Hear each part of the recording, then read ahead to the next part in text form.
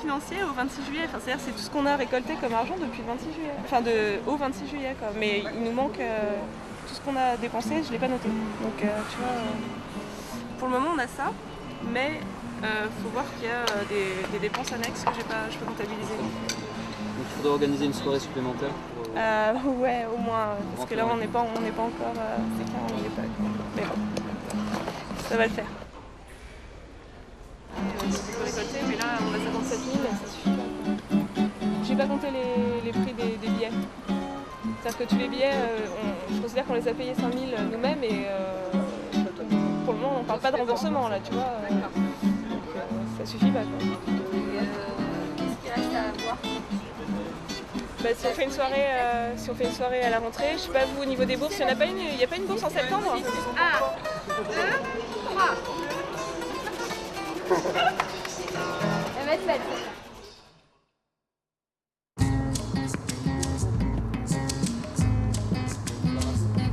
Mieux vaut ne penser à rien que ne pas penser du tout. Rien c'est déjà beaucoup. On se souvient de rien, et puisqu'on oublie tout, rien c'est bien mieux que tout. Je m'appelle Stéphanie Favre, je suis étudiante en 5e année de médecine. Je m'appelle Sébastien Budès, j'ai 22 ans. Je passe en 4e année de médecine. Pas fini encore. Je m'appelle Valérie, j'ai 22 ans, je passe en 5e année de médecine. Je fais partie de la Nouvelle. Je m'appelle Alexis, j'ai 21 ans, enfin bientôt 22. Je suis étudiant en dentaire et je fais partie de la mission Anofel 2001. Je voulais déjà partir l'année d'avant, parce que j'avais connu la Nofel en première année de médecine. En fait, ils étaient venus nous faire un petit topo dans l'amphi. Bon, après il y a ça là. Tétracycline, il faut le faire. Je trouvais qu'ils avaient des actions intéressantes, non seulement la mission Mali, mais aussi tout ce qui était local. Donc là, c'est vrai que ça s'est présenté à moi. Je me suis dit, bon, c'est l'expérience à ne pas rater, quoi. J'avais envie de partir au Mali, mais je ne me sentais pas prête au niveau de mes connaissances pour assumer des consultations, des choses comme ça.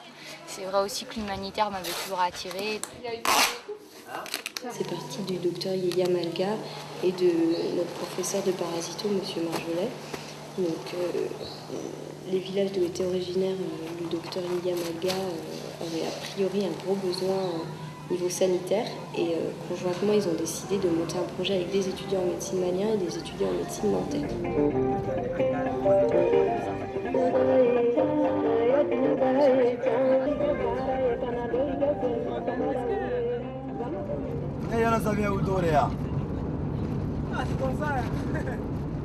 Docteur Sebou Hassan Diallo. J'ai intégré le RODAR depuis 1997. RODAR, c'est un cycle, c'est le réseau œuvrant dans l'humanitaire et le développement au Mali. Tant que je vivrai sur cette terre, je serai toujours membre de cette association. Les précautions, c'est d'abord une bonne adaptation au milieu. Une adaptation au milieu, ça veut dire quoi? Vous savez très bien que vous partez dans des zones où l'environnement n'est pas complètement assaini. Vous partez dans un environnement également où il y a quelques pathologies spécifiques au milieu. Ça, c'est l'adaptation au milieu et aux pathologies du milieu. Maintenant, adaptation sociale. Et le milieu où vous allez opérer là-bas, c'est un milieu qui a une vieille culture. Ce sont des gens qui ont beaucoup de savoir-faire, mais c'est un savoir-faire qui est traditionnel, qui est pratique, et ils vous observent. En fonction de votre comportement, de votre éducation, de tout ce que vous faites avec eux, ils peuvent apprécier ou même rejeter votre intervention. Non. Ça va Valérie? Ça ira mieux tout à l'heure. C'est vrai, Non, mais ça va. Je savais que ça allait être des conditions de vie quand même assez difficiles parce que j'allais être capable de gérer sur place les préventions. C'est quand même parler devant une assemblée. Est-ce que les messages allaient passer?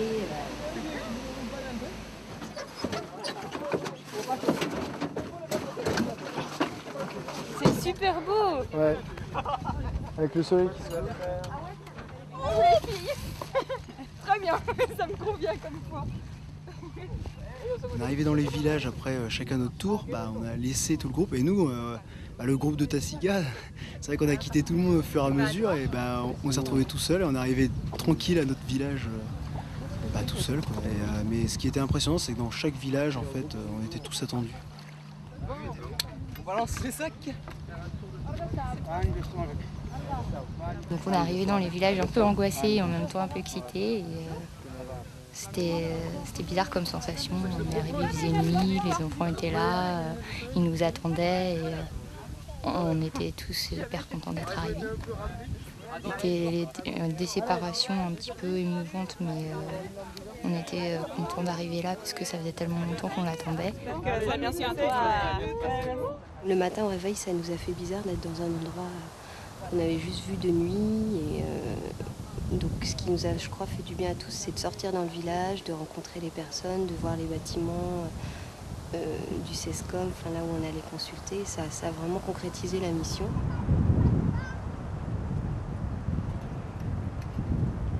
Je pense qu'on a bien vu qu'il y avait un réel besoin en matière de santé. C'est une population, par exemple, qui n'a jamais vu de médecin, à part justement avec l'émission de la Neufel Rodard. Enfin, ils n'ont pas conscience de ce que c'est qu'un médicament, ce que c'est qu'un médecin exactement. Même si depuis 5 ans, il y a une action qui est faite dans ce sens-là. Mais on a bien vu qu'il y avait des gens qui venaient pour des médicaments un petit peu comme des bonbons, ou alors qui pensaient s'en resservir pour différentes maladies tout au long de l'année.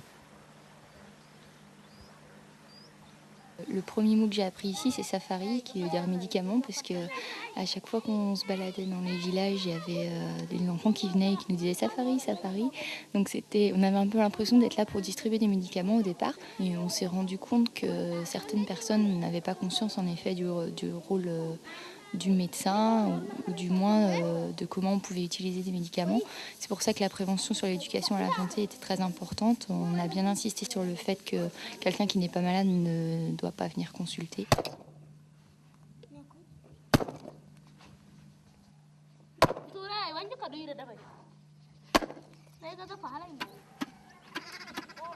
La demande des médicaments comme ça, c'est un réel problème, parce qu'on s'en rend compte, c'est les enfants, c'est comme les bics ou les cadeaux, ils ont ce mot-là à la bouche. Ah, donnez-moi un médicament, donnez-moi un bic, c'est la même chose, quoi. Et c'est vrai que la prévention et l'éducation à la santé, elle a sa place, mais pour les adultes surtout, et pour les enfants.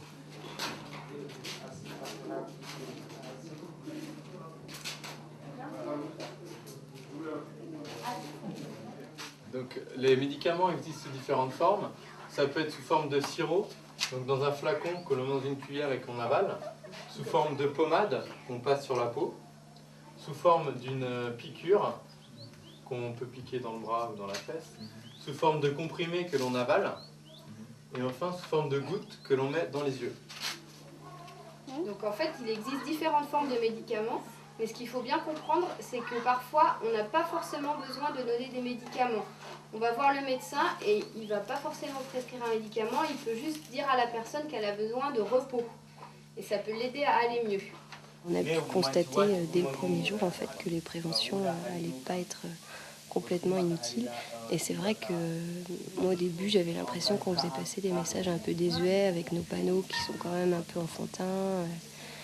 Et finalement on se rend compte que c'est vraiment utile puisque les gens comme croyant bien faire vont aggraver les choses. Ça peut aller. On met une compresse. Ce qu'il faut, c'est bien nettoyer. Un truc de dissection. Ouais, je l'ai. Vous mettez votre télégramme, vous mettez la compresse et puis il y a les bandes là. Ouais, okay. Rien n'a été mis depuis sur sa plaie. Si, vous voyez, c'est tout noir, c'est sûr qu'ils ont tenté de mettre La terre soit des bouses ou bien des crottins d'animaux. Bon, ok. Je vais chercher le matériel. Tu lui dis qu'il faut qu'on enlève toute la terre, tout ce qu'il y a, parce que sinon, il faut que ça s'infecte. Ils étaient au nombre de 3, des enfants. Donc, C'était 3 et brûlés? non, pas du tout. J'ai cru que... Donc en train de s'amuser quoi, sur un mortier, autour du mortier quoi. Vous connaissez bien le mortier. Donc entre-temps je crois qu'il y a eu un déséquilibre. Et à côté juste, il y a un train de chauffer de l'eau quoi. Donc elle en tombant là, je crois qu'il y a la main qui a cogné la marmite, et puis le lait déjà bouilli s'est versé sur la main, quoi. Ah, donc immédiatement, ils ont mis plutôt de l'huile. De l'huile? L'huile d'arachide. Dessus. D'accord. Après. Quand c'était chaud encore, quoi. Ouais. Après, alors on a malaxé du sable. On a mis dessus. Du sable? Ouais, du sable. Et après de la bouse? Et après la bouse. C'est vrai qu'on était, Steph et moi, assez impressionnés de l'état dans lequel elle est arrivée. On a passé du temps à la soigner et juste après, ça devait être 2 jours après, avec Sébastien, on a fait le thème de prévention sur les dangers domestiques avec les enfants et là, on s'est dit que vraiment on était utile et que ça servait vraiment à quelque chose, notre travail. On voyait toutes ces petites billes noires qui nous regardaient et qui comprenaient bien notre message et c'était vraiment bien. On se disait que ça pouvait peut-être éviter au moins un accident comme celui-là. Jouer avec ça. Et puis on a vu cette petite fille revenir tout au long de notre mission. Elle est revenue jusqu'au dernier jour pour faire son pansement et sa peau était cicatrisée et ça faisait vraiment plaisir de la voir comme ça. On va vous parler aujourd'hui des accidents qui peuvent arriver aux enfants.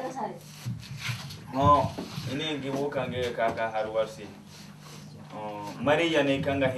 a eu l'impression que les messages passaient mieux avec les hommes qu'avec les femmes. Ça peut s'expliquer par le fait que le matin, déjà, elles étaient beaucoup plus nombreuses que les hommes l'après-midi. Elles venaient avec leurs enfants, donc il y en a qui allaitaient pendant la prévention, les enfants pleuraient, donc déjà elles étaient dans un état où la concentration était plus difficile à obtenir. Il faut toujours qu'il y ait une personne qui surveille l'enfant, à savoir les plus grands peuvent surveiller les plus petits si la maman s'en va. Donc en fait,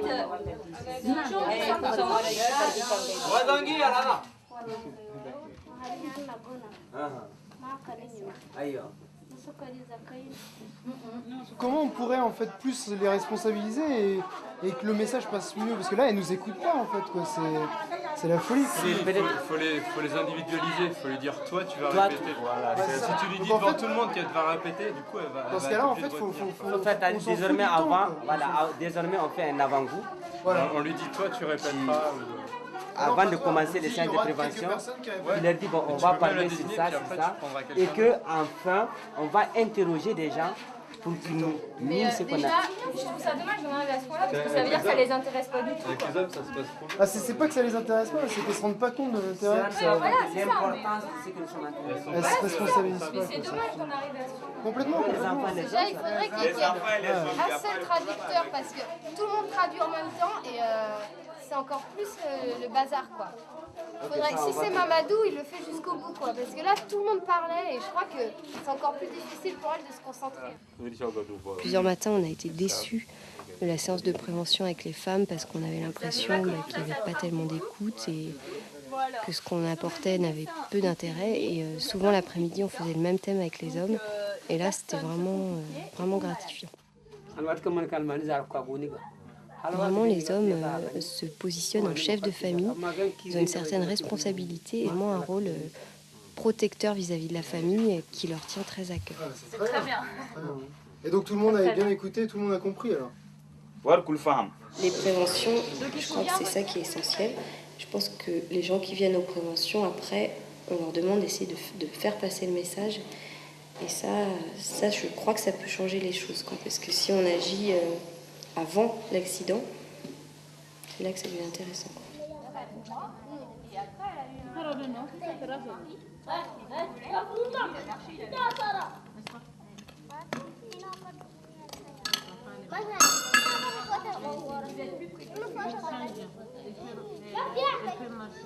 Par rapport aux dangers domestiques, j'étais assez surpris de voir ce qu'ils faisaient par exemple en cas de brûlure, quoi. Enfin, je pensais qu'il y avait, toi-même quand tu sais pas, je pensais qu'avec l'expérience, les gens ont des conduites plus ou moins bonnes, alors que là, pas du tout, parce que sur la petite, là, ils ont mis de l'huile et de la bouse de vache, donc ça m'a carrément étonné. Je pensais quand même qu'il y avait du bon sens. Ouais. Qu'est-ce qu'il a?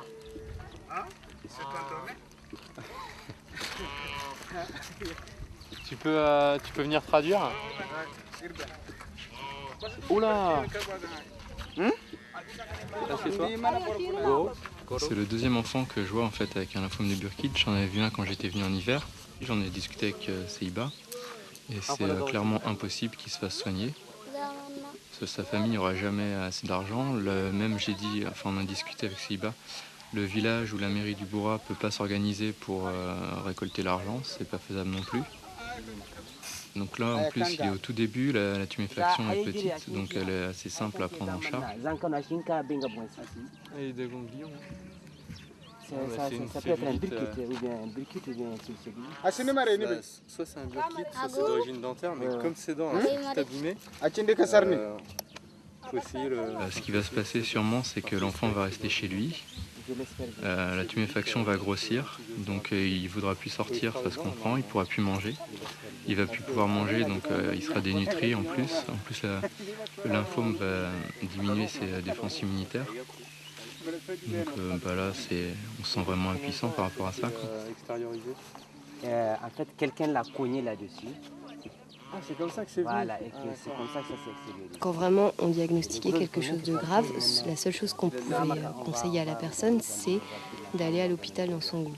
Donc là, se posent un petit peu les limites de notre action, parce que finalement, on arrive à faire un diagnostic de quelque chose de grave, mais après, il n'y aura pas de prise en charge parce que matériellement, les gens n'ont pas la possibilité d'avoir des examens complémentaires et d'avoir un traitement adapté.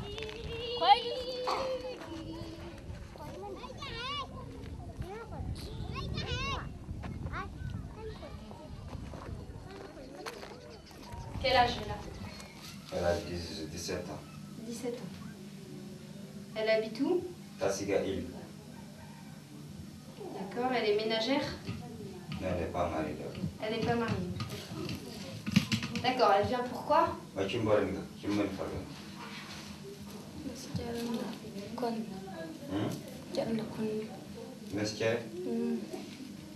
dit qu'elle a les palus, elle a de la fièvre. On a quand même monté un projet qui devrait aboutir à l'ouverture d'un centre de santé communautaire qui puisse permettre à tous ces gens d'avoir un accès à l'année aux soins et que finalement ils n'aient plus besoin de notre aide et qu'ils soient autonomes tout le reste de l'année. Comment la douleur a commencé? Est-ce qu'elle a fait quelque chose, un effort, un mouvement où la douleur s'est réveillée?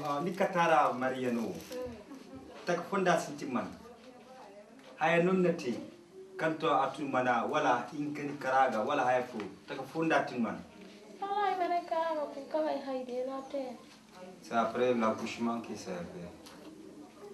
Elle a combien d'enfants? 2 enfants. Tout ce qu'on peut traiter, on le traite. On essaie de faire la part des choses entre les choses vraiment urgentes, les choses qui méritent vraiment un traitement dans l'immédiat et d'autres choses qui peuvent attendre un minimum, les aiguiller vers son goût. Il faut qu'ils se rendent compte aussi de la gravité de leur pathologie et se rendre compte que c'est vraiment important qu'ils aillent là-bas. Ça fait mal là? Ça fait mal. Oui, ça fait mal. Oui. Et là? Lumbago banal. Ouais. C'est tout. Lumbago banal. Lumbago banal, repos, anti-inflammatoire. Ouais. Et on peut mettre même du myolastan si on en a. Il n'y en a pas. Il n'y en a pas. Anti-inflammatoire. Premier, c'est un anti-inflammatoire. On lui fait une ordonnance de principe B. De quoi? Un principe B. C'est quoi, principe B? Il a un effet myo-relaxant un peu et puis On lui neurotonique. donne des antalgiques, Neurotonique. Ouais. Tu lui donnes des anti-inflammatoires, toi, en plus? Non, je donne un antalgique. Mais pour un lumbago, en principe, on prend un anti-inflammatoire. Il n'y en a pas ici? Non, d'accord, il n'y en a pas. C'est ça. Voilà. Oui, c'était pour savoir si je m'étais trompé ou pas. Wow. Subah is a foot, liher is a foot. Ha. Deni koy non jende den ci ko sun ga is a foot. Almari ga is a foot. Jine nda wodi mbisa.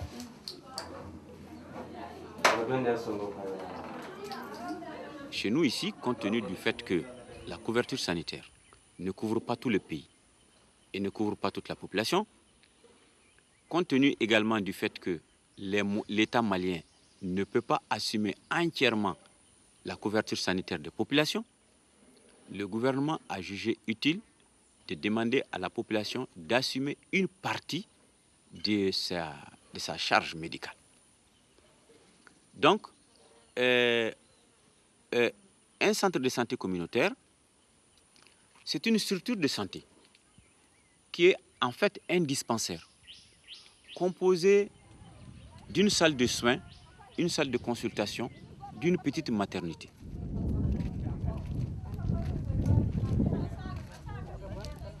Je pense que la position stratégique du village de Tassiga pourra faire marcher les choses. Parce que pratiquement c'est à 40 km d'Ansongo et dans les rayons de 20 km, il n'y a aucun centre de santé. Donc c'est dire que et les populations rurales et les populations nomades fréquenteront ce centre.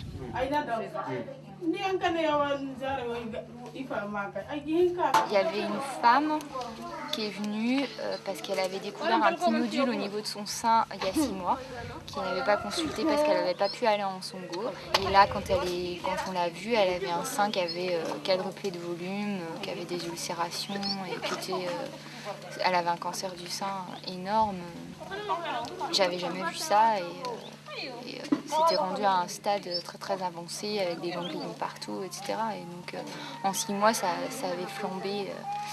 Et c'est quand même étonnant qu'on en arrive à ce point-là, quoi, que le fait de ne pas pouvoir aller en Songo, ça entraîne des choses aussi catastrophiques, quoi. Si CESCOM est ouvert, en permanence, il y aura un aide-soignant, un infirmier, ou un des deux, et il y aura une matrone aussi. Là, tout de suite, au moins les premiers soins sont d'emblée donnés, délivrés, et ensuite, après, ils les aiguillent tout de suite vers Ansongo, mais l'urgence est traitée, quoi. Elle a des réflexes pupulaires, mais elle est loin quand même. Hein. Il y a les machines de... Allez, ma puce. Il faut qu'elle aille nettoyer là. 38,9. Hein. Ils vont les laver tout de suite. De toute façon, ça va déjà On va l'amener pour faire pour d'abord l'injection. Pour faire l'injection avant de refroidir? On fait l'injection avant de le refroidir. Tu fais la correction tout de suite ou pas? Elle peut avoir des séquelles après un accès. Ouais, si elle fait des convulsions répétitives, oui, elle peut léser une lésion, elle peut avoir une lésion cérébrale après.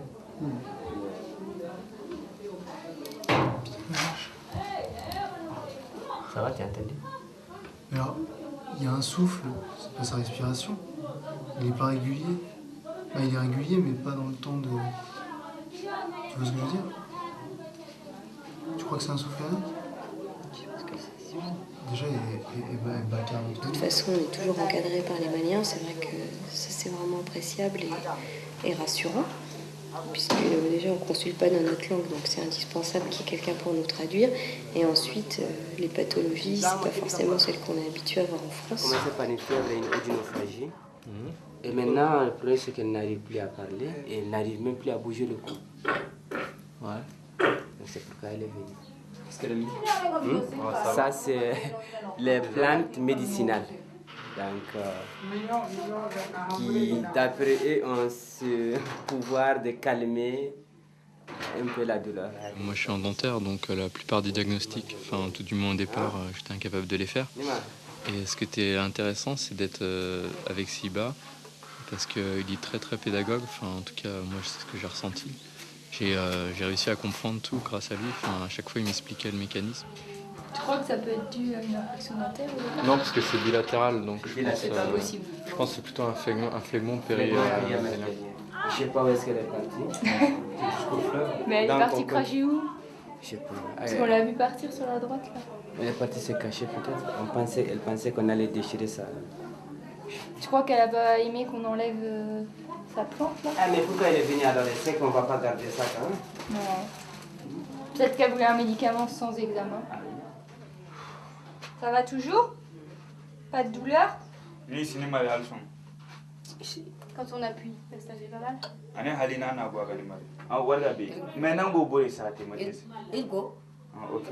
Tu lui expliques pour filtrer? Oui. C'est une dame qui a 45 ans et qui vient parce qu'elle est constipée depuis plusieurs années et donc elle va à la selle tous les 3 jours apparemment. Et elle a un petit peu des douleurs, mais là quand on l'examine, elle n'a pas de douleur au ventre. Elle est un petit peu ballonnée, mais c'est pas flagrant. Voilà. Donc on lui a dit pour la constipation, son régime, elle mange beaucoup de riz, des choses comme ça. Il fallait essayer de mettre des fibres en plus. Elle a dit qu'elle essaie. Et moi j'ai dit de boire, mais t'es d'accord avec ça? Après chaque repas. Après le repas. Donc elle sait filtrer. Elle filtre, mais elle met pas de javel. Les légumes, il n'y en a pas. Les fibres, c'est compliqué. Mais c'est qu'il y a le sang de mil.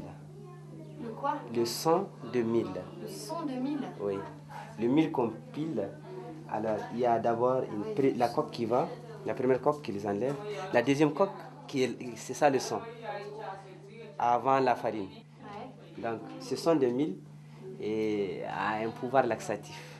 Ça, une cuillerée à soupe. Dans l'eau ou... Non, elle le met dans la bouche et puis voilà, elle boit suffisamment d'eau, matin, midi et soir. Pendant X jours, le temps qu'il peut supporter. Bonjour à tous et à toutes. On va aujourd'hui faire une séance de prévention sur l'eau.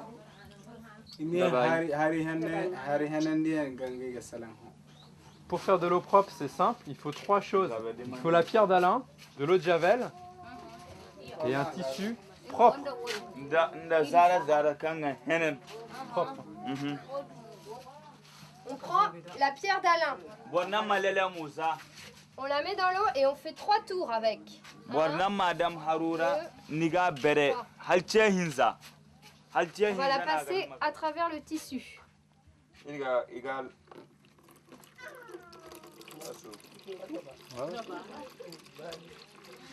Pour 1 litre, il faut 3 gouttes d'eau de javel. Il faut attendre une demi-heure et on peut la boire. woni bandaga ha kulsino koyne niga hima kabatu keina ore javalo nda haro mahuru challa maduka kaka ha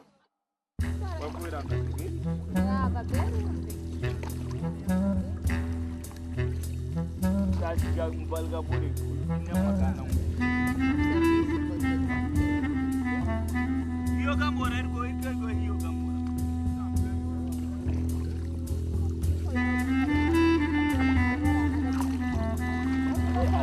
wallahi balga bore kambia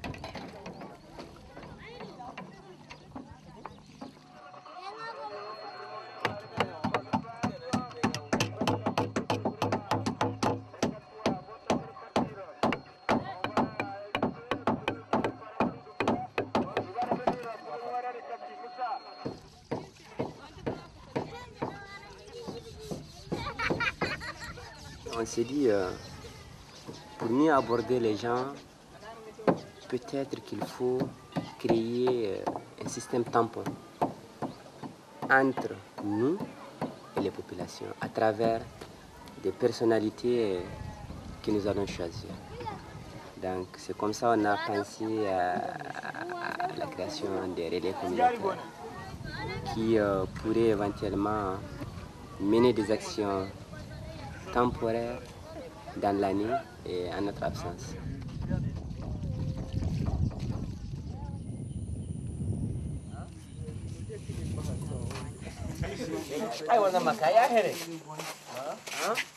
Et qu'est-ce qu'ils en savent justement de cette maladie Est-ce qu'ils savent comment ça s'attrape déjà?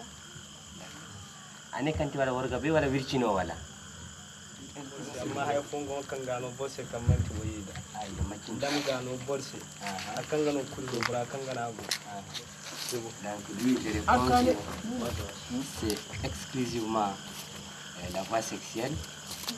Cependant, il y a d'autres voies. Par exemple, quelqu'un qui prend une lame qu'un séropositif a utilisée. Et si sur cette lame, il y a du sang.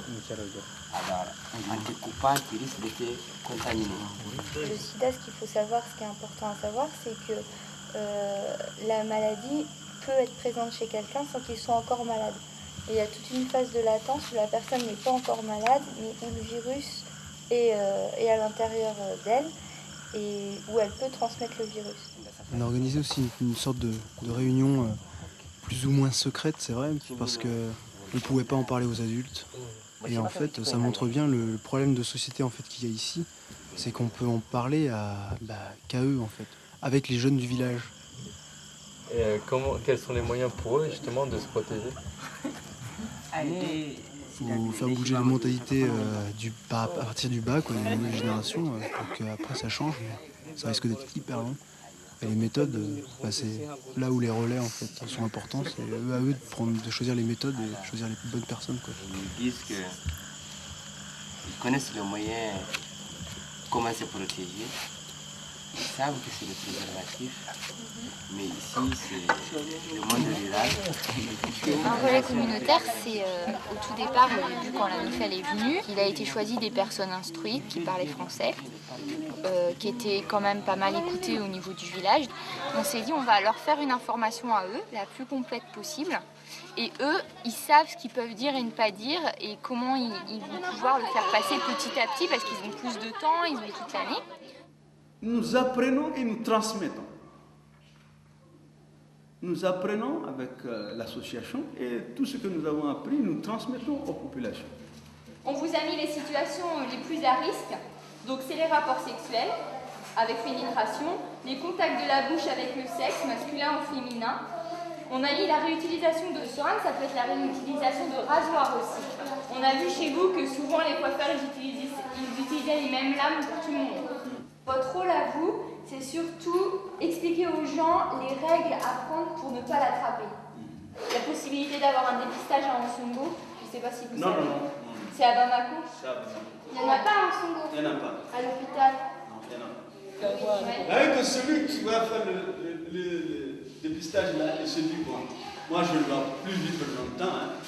Vous voyez? Ouais. Il quitte carrément la société. Donc le gars, il préfère rester comme ça, apprendre qu'un jour il tombe malade et puis il meurt, que de savoir qu'il est séropositif, que d'un moment à l'autre, il allait tomber malade et puis mourir. Est-ce que vous me comprenez? Oui, je comprends. Vous pensez que les gens font l'autruche et qu'ils préfèrent ne pas savoir. Voilà. Oui, mais dans tous les cas, de toute façon, ça n'empêche pas les gens de prendre leurs précautions. C'est ça, c'est ça. Donc, le plus souvent, quand tu abordes une fille avec un préservatif, elle ne connaît pas de préservatif. Et Dieu va dire pourquoi tu veux utiliser un préservatif. Donc ça, ils sont butés à ce problème.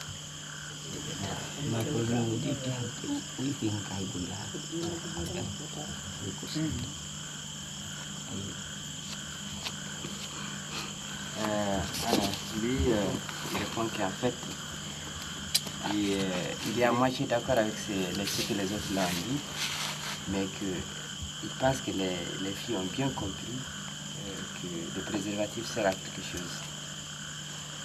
En dehors des maladies sexuellement transmissibles, il y a les grossesses. Donc c'est vrai qu'ils sont dans un monde vraiment rural, mais que lui, il pense que les gens commencent à comprendre que le préservatif c'est important, mais seulement comment percer la société pour l'utiliser, pour que l'utilisation soit courante. C'est la société qui exige qu'il y ait des étapes. Et ils ont compris. Ils sont conscients du danger qui les menace. Ils doivent prendre leurs précautions. Il suffit juste de réclamer à un certain niveau pour en avoir. Et que nous, si aujourd'hui on avait apporté des préservatifs avec nous, c'est sûr que demain matin ils vont nous chasser du village. Vous pensez que les gens peuvent être choqués? Et au fur et à mesure que la séance s'est déroulée, on a eu des interrogations, des questions qui nous ont fait prendre conscience que c'était absolument pas inutile, puisqu'en fait on s'est quand même adressé aux relais qui sont quand même des gens instruits. Il y avait vraiment plein de choses à apprendre. Et je crois que ça c'est important, puisque si on fait prendre conscience à ces gens-là, qui sont quand même les représentants de la population et ceux qui transmettent les messages, si eux ont bien compris ce qu'on leur a dit, ça risque de pouvoir faire changer les choses dans le village. Pourquoi ne pas faire isoler la personne qui a le sida, comme le couleur? Ah mais ça sert à rien de l'isoler, parce que la personne... Oui, il n'y a rien, il n'y a aucun risque. Il faut un rapport. Il faut un rapport. Il faut un rapport ou alors un contact de sang à sang. Par contre, si une personne a une plaie et que l'autre personne a une plaie aussi, il ne faut pas qu'elle se touche. Mais sinon, comme ça, de contact, il n'y a pas de problème, la personne peut vivre normalement. On peut boire dans le même verre, manger dans la même assiette, se serrer la main, respirer le même air dans la même pièce, il n'y a aucun risque. Ça, c'est prouvé scientifiquement. Mais je voulais savoir si eux, ils connaissent des gens qui sont séropositifs ou qui sont atteints du sida. Et comment ça se passe? Est-ce qu'ils ont changé leur relation ou pas? Ils disent qu'ils n'en ont pas vu ici. Et ils n'en connaissent pas ici. Et s'ils en connaissaient, ça changerait leur comportement? Année, voilà. Dinda, Woodin Katin, de Borno, de Borfono, Orga Bekan, Hayaga Kanga Manwa. Orga Mora, Orga Nefe, Tagafono Orga Tia. Dorobeda Ganef. Tangue de Madame Berengiga. Lui, parce que lui, il connaît la maladie. Lui, il va pas l'imaginer, il va pas le faire. Mais c'est sûr que les personnes qui ne connaissent pas la maladie vont les fuir. Il y a eux, en tant que jeunes, de montrer qu'ils ont compris et de faire passer le message. Donc c'est vrai que s'ils se mettent à plusieurs à expliquer la chose à peut-être une personne ou deux réticentes, ils ont quand même le nombre. La personne qui est malade, elle a déjà sa maladie, donc c'est comme plein d'autres maladies, je pense qu'il faut essayer d'aider ces gens-là. D'autant plus que c'est une maladie très grave, il n'y a toujours pas de médicament qui va guérir de la maladie. Les seuls médicaments qui existent actuellement vont prolonger l'espérance de vie, c'est tout. Le fait que ce soit les relais qui, après avoir reçu l'information, organisent comme ils l'entendent les séances de prévention sur ce thème-là, ça je pense que c'est bénéfique pour tout le monde en fait, enfin, notamment pour les populations, puisque eux connaissent les gens à qui ils doivent parler et savent ce qu'ils peuvent dire et ce qu'ils ne peuvent pas dire. Croisez les bras, croisez les bras. Croisez les bras.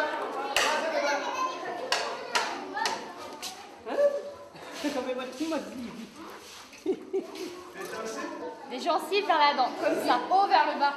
Enfin, ou du bas. Du bas vers le haut et du haut vers le bas. Voilà, ça dépend. Bon, Guna, Nanga Subizoda. Hein? Benhero, tu vas dans le Kaganda.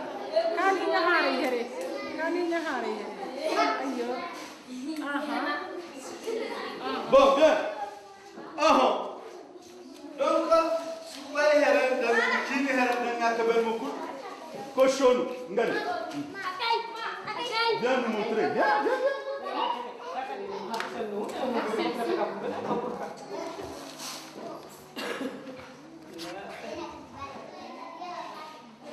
Comment vous faites en fait pour réunir tout le monde?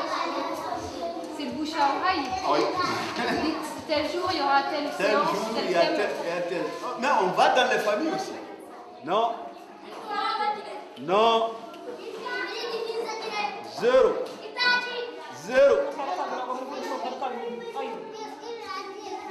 Eux, ils se font l'écho des populations, ils peuvent nous dire exactement les réactions que la population a eues tout au long de l'année. C'était très intéressant pour nous de connaître les difficultés qu'ils ont eues cette année pour faire passer le message sur l'allaitement. Comme ça, on a pu décider de ce que nous allions faire, de comment on allait le faire. Donc la prévention ne s'est pas du tout passée comme on l'avait prévu au départ. Ils nous ont bien montré que notre interlocuteur principal, ça devait être les vieilles femmes du village. Le problème qui se pose, c'est que ces femmes-là ne croient pas. Ne croient pas que pendant la grossesse, on peut continuer à faire allaiter son enfant. Les jeunes femmes-là n'allaitent les enfants que quand l'enfant commence à pleurer. C'est-à-dire que ce n'est pas sur un emploi de temps ou bien un calendrier bien déterminé qu'on fait téter l'enfant. L'enfant est en train de jouer, la femme s'occupe de son travail. C'est quand l'enfant commence à pleurer, je dois allaiter mon enfant, et paf, on prend l'enfant, on lui donne le sein. Je voulais savoir aussi, est-ce que les femmes continuent à allaiter si elles retombent enceintes? C'est ancré dans leur tête que le lait est toxique si la femme retombe enceinte. Donc à ce moment-là, dès qu'elle retombe enceinte, elles arrêtent systématiquement l'allaitement. Donc le bébé, il a 4 mois et forcément avec les bouillies, le biberon qui est fait avec l'eau du fleuve, forcément le bébé il tombe malade et il y a plein de morts à cause de ça. Elle dit que c'est vérifié quoi. Tant que la femme est en état, l'enfant n'a que 2 ou 3 mois. Oui. Si on continue à lui donner le sein, inévitablement il meurt. Non, la grossesse ne rend pas du tout le lait toxique. On peut continuer à allaiter alors qu'on est enceinte. Au contraire, il faut continuer. Les problèmes qui arrivent, ce sont des problèmes d'hygiène en fait, parce que la maman ne se lave pas bien le sein, c'est ce qu'on a pu constater à la consultation. Quand les enfants ont des diarrhées ou des vomissements, on demande à la maman est-ce que vous lavez bien le sein après le travail? Et en fait la maman n'a pas le temps de le faire et c'est pour ça que l'enfant est malade. D'après elle, selon la constatation, quand l'enfant rote sur le sein tombe malade. Quand l'enfant régurgite en fait le lait. Oui. Ou quand il rote seulement? Quand il rote seulement. Ben, a priori, il n'y a aucun problème parce que le fait de roter, c'est de l'air qui remonte. Donc, ce n'est pas des microbes, c'est juste, en fait, comme l'enfant a bien mangé, il va y avoir un petit peu d'air qui remonte. Donc, c'est absolument pas toxique pour le sein. Les femmes ont l'habitude de faire une pratique. C'est-à-dire que quand, par exemple, on pressent que c'est le lait qui embête l'enfant, on prend par exemple une fourmi, on dépose la fourmi, on donne une goutte sur la fourmi, du sein droit, du sein gauche, la fourmi continue à vivre. Mais quand par exemple on donne une goutte du sein droit ou bien du sein gauche, la fourmi meurt. Alors honnêtement, nous on connaissait pas ça. Donc si la fourmi meurt, elles n'allaiteront plus avec ce sein-là. Si le lait d'un seul sang est mauvais, c'est qu'il doit y avoir un problème sur ce sein-là. Donc la maman elle aura mal à ce sein, il sera rouge, douloureux. Donc je crois qu'elle s'en rend compte sans la fourmi.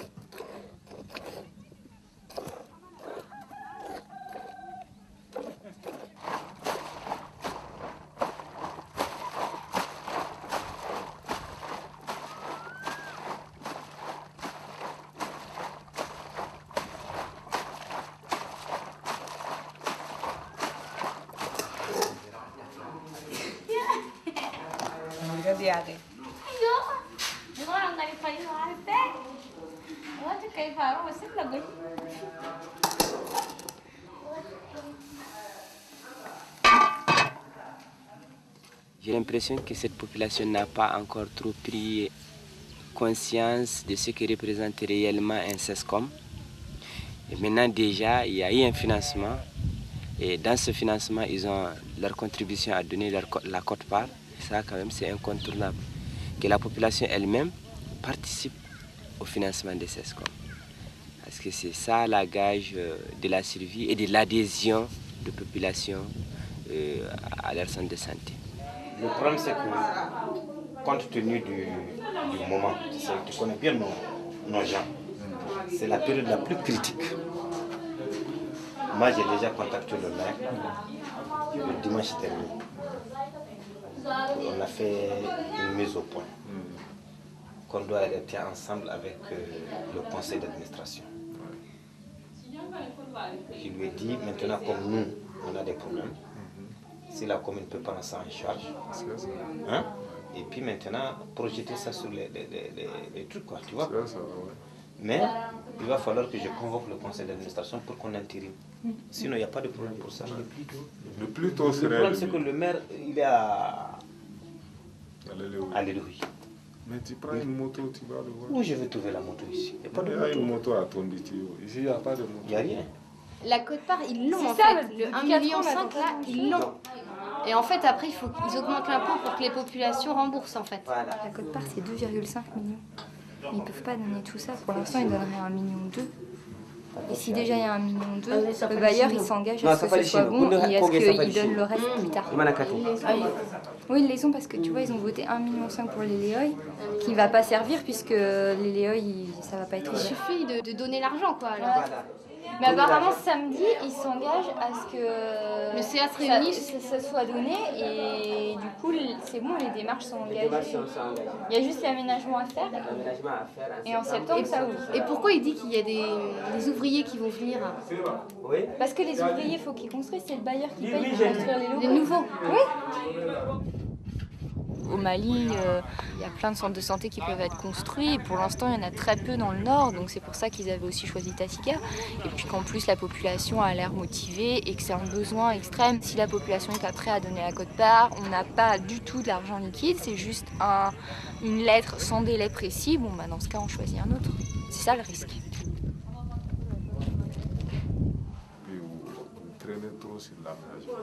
Non, bon, l'aménagement, bon, moi je n'étais pas là quand vous étiez venu.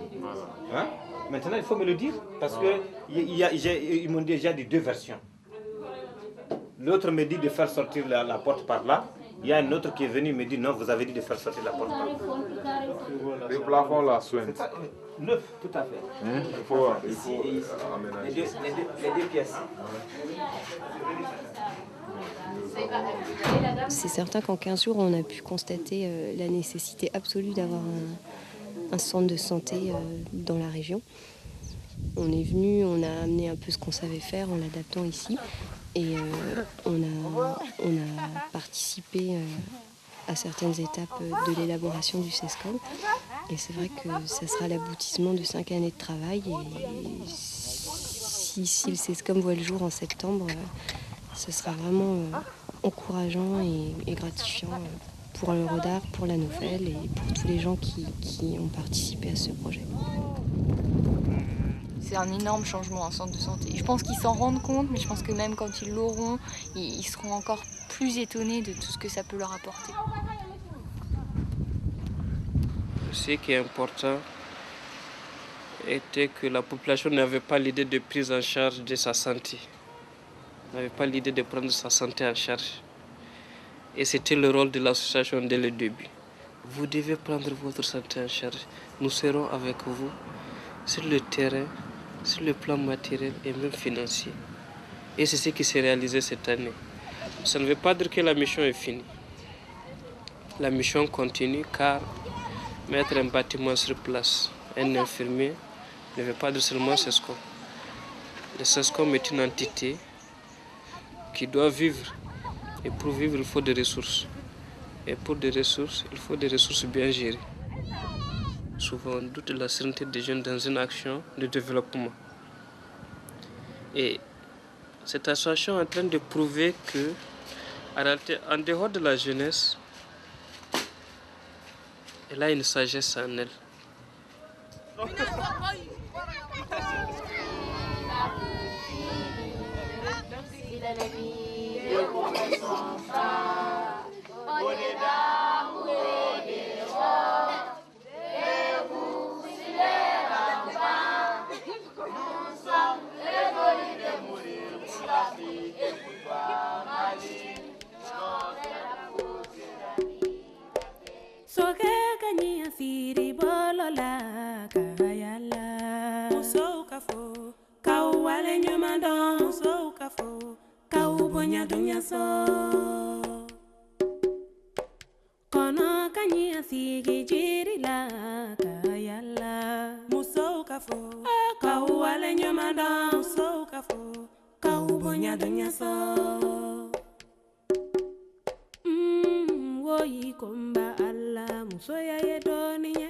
Muso da beya, time wala nge bana so, ani fama ba unya dunya so.